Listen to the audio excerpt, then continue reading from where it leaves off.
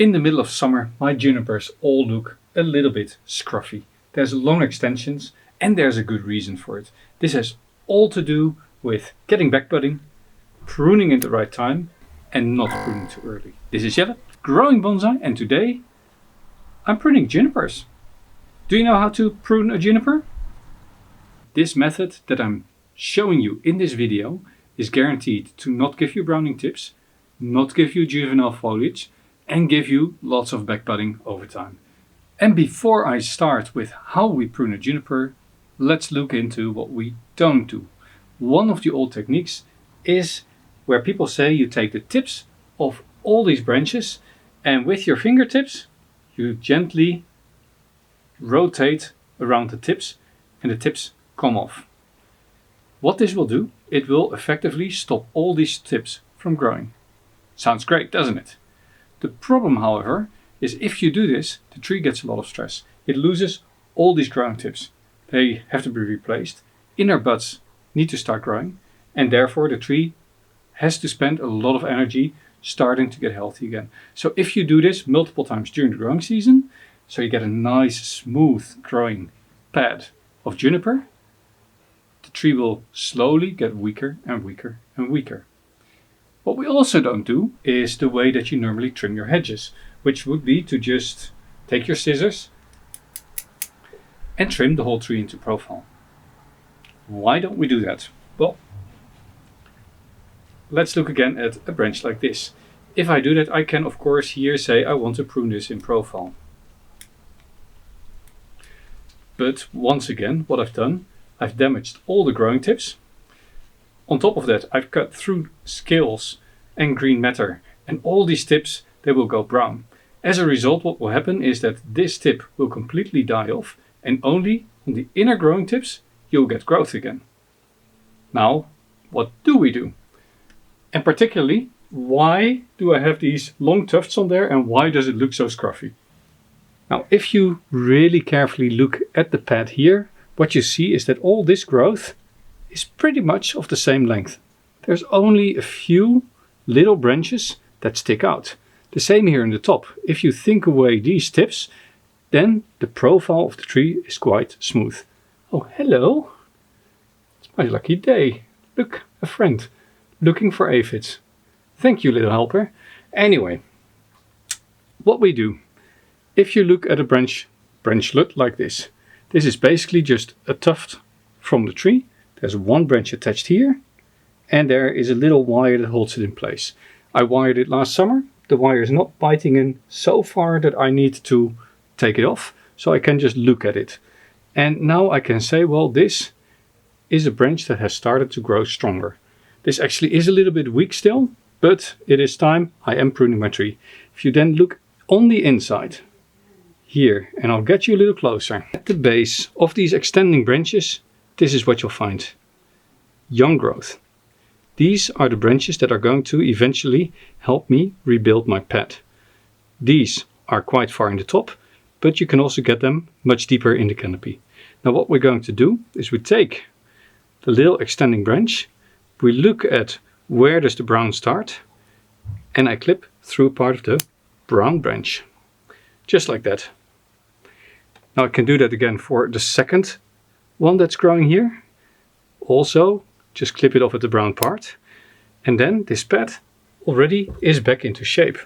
There's another one forming here, and I can take that one out as well. And that's basically all you need to do on one of these branchlets. Now this pruning I can do throughout the tree. I can do that on all these little tufts that are growing here. And indeed, this is pretty much all that I am pruning away in the main pruning cycle. Now these long branches that I'm taking off with the very, very long, strong growing tips, they really stimulate this inner growth. But also these make for perfect cuttings. As this is Itoigawa, I might actually root these cuttings.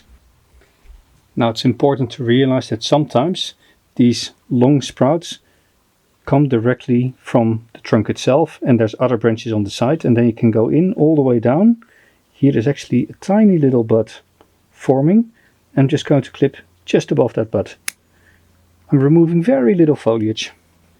Because of the way of pruning, I'm certain that there's not going to be any browning on this tree, because I have not damaged any of the growing tips. If you look here, this is all that I've taken off in the main pruning ground. Now, pruning a tree like this to me contains of two different steps. One of them is the actual pruning, and the second part is the thinning of the tree. Now let's look at the thinning round that I'm also going to do on this tree. Thinning consists of three separate actions that I'm taking. First of all, the tree has been growing for the last year. I haven't done a lot to the foliage over the last year, so there's going to be invariably all sorts of dead little twigs and needles in there. So I'm going to go through the branch and just going to pull out all these old branches. And of course, now when I want to show, I don't find any. Well, here there's some. So all of these, I'm just going to go on the inside and I make sure that all this weak growth that is starting to get yellow and brown is all out of the plant. You see also that doesn't have to be a lot of material that comes off. The second part is looking at the profile of the branches. If you look here at this component, you see this foliage here is hanging down. Now this is all still young and green, and I can just with my hands pull off here these little branchlets that hang down. What this does, on the one hand, it looks cleaner afterwards, and part of the work is about making it look good. On the other hand, here there's no foliage below it, but here there is. So I do this here as well, and then airflow increases between the pads, which is good for the health. Also sunlight can penetrate, and that's good for the regrowth here of the growing tips. Now let me just do that for the whole tree and then show you the difference from now and in 10 minutes again.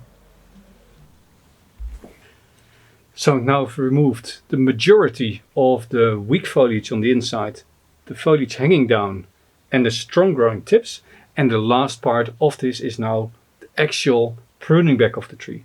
Because what you can see is here on the inside there's little branches that are really touching already the level above it, and I think that is too long. So I am going to cut this back. I don't need this length here in the back, just removing it. But more importantly, what you can also see is that these pads are still very, very dense. And what I can do is go in, open these up and look for branches that are still healthy but don't have actual growing tips.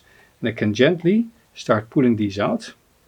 That will create light on the inside, encouraging further budding on the inside. And then next season I can prune these branches back to the inner buds that have formed this way. And if you feel that the pad is really too tall, you can still go in and say, okay, I'm going to remove one of these tufts, but I'm leaving the rest of it. This way you make sure that there's always loads and loads of growing tips. That will ensure that you don't get juvenile foliage forming, and yeah, retain the health of the tree. As you work the tree, you will find all these tiny little growing tips that are starting to push out of the profile. Tiny little sprout forming, go in, delve deep and cut it out.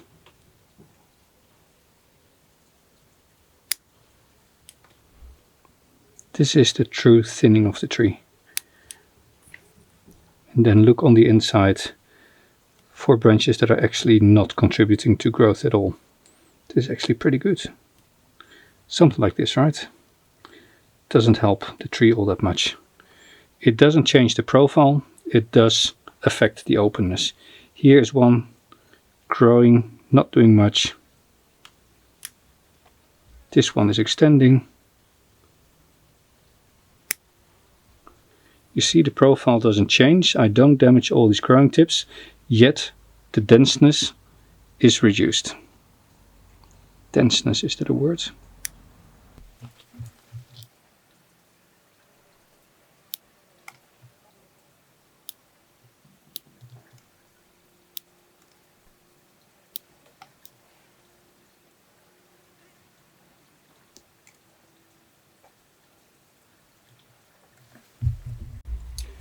Now, how do you create a distance in height if they have really grown into each other? Again, you go in, you find the branch or the tuft that is causing the height, and you go in deep and you just remove the offending part.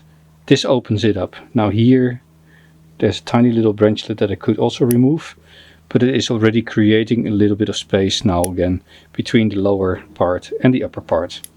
Now, if applied consistently through the years, this is what you're going to find on the inside. Young branches sprouting at the base of older branches.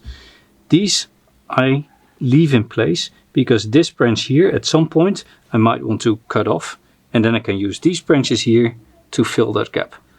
So this is the replacement growth that you're actually after to ensure later on filling the gap here. Same for the one up here. And with that, the pruning of this juniper is done. Now I think it's time for me to get rid of all these weeds, clean up the pot. I'm going to pop the cuttings in a pot. If you don't know how to root Itoigawa cuttings, take a look there. And otherwise, see you next time. This was Jelle, growing bonsai, pruning an Itoigawa juniper. Put it back in the garden.